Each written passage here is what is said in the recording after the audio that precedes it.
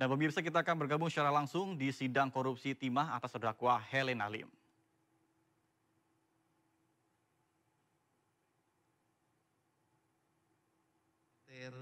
RBT dengan PT Timah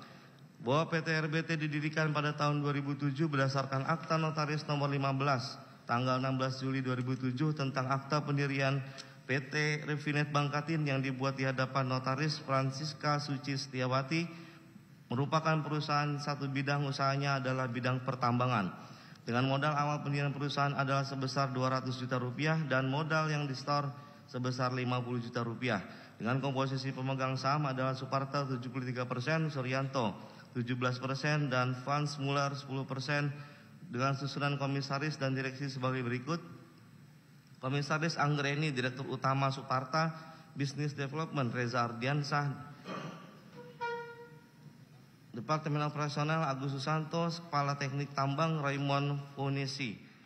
Bahwa PT Refinet Bangkatin merupakan perusahaan yang bergerak di bidang pertambangan, diantaranya melakukan pemurnian dan pengelogaman timah. Bahwa pada tahun 2016 sampai dengan 2021 Suranto Wibowo Rusbani, Amir Sabana baik bertindak selaku Kepala Dinas ISDM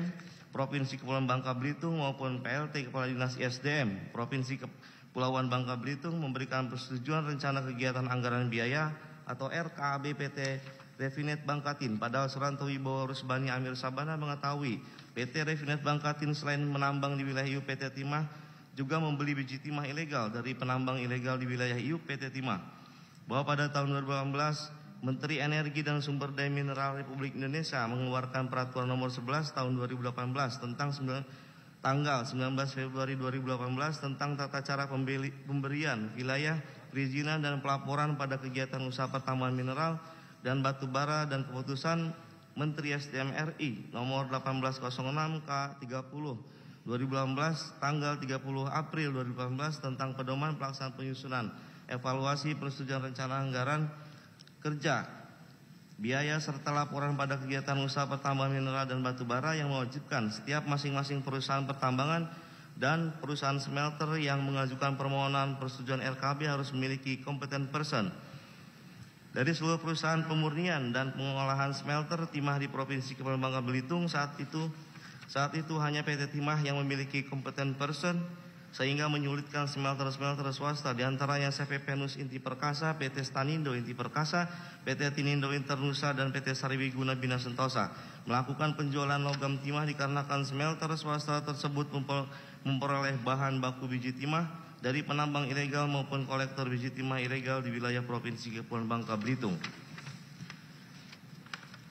Bahwa pada akhir bulan Januari dikarenakan produksi biji timah menurun dikarenakan maraknya penambangan ilegal di wilayah IUP PT Timah. Selanjutnya pada bulan Februari 2018 para pemilik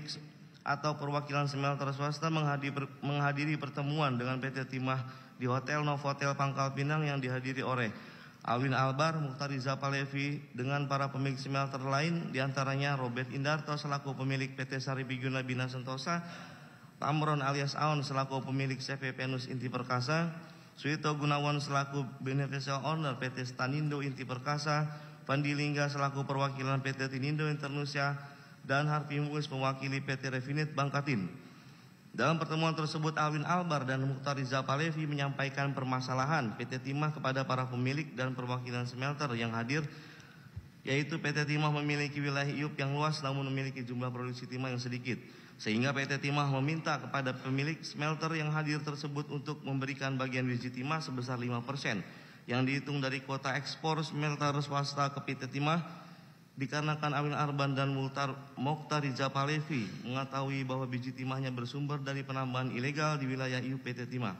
yang akan dibeli oleh PT Timah dengan harga yang sudah ditetapkan oleh PT Timah.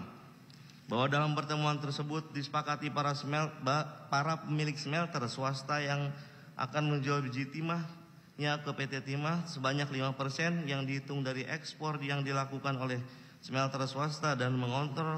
untuk mengontrol penjualan biji timah ke PT Timah tersebut, selanjutnya dibuatkan WhatsApp group dengan nama New Smelter. Adapun dari bentuknya WhatsApp group tersebut yaitu untuk memonitor para smelter yang melakukan penjualan biji timah ke PT Timah. bahwa dalam pelaksanaannya ada perusahaan smelter swasta yang tidak bersedia menjual biji timah ke PT Timah, kemudian dilakukan pertemuan lanjutan di Hotel Borobudur, Jakarta pada tanggal 26 Mei 2018 yang dihadiri oleh Muktariza Palevi selaku Direktur Utama PT Timah beserta jajarannya serta Harfi Muiz yang mewakili PT Refinet Bangkatin, Tamron alias Aon selaku pemilik CV Penus Inti Perkasa dan para pemilik smelter swasta lainnya diantaranya PT Sariwiguna Binastosa, PT Stanindo Inti Perkasa dan PT Tinindo Internusa. Adapun maksud dan tujuan diadakan pertemuan tersebut dikarenakan masih terdapat beberapa perusahaan smelter swasta yang tidak bersedia menjual biji timahnya ke PT Timah. Padahal biji timah tersebut berasal dari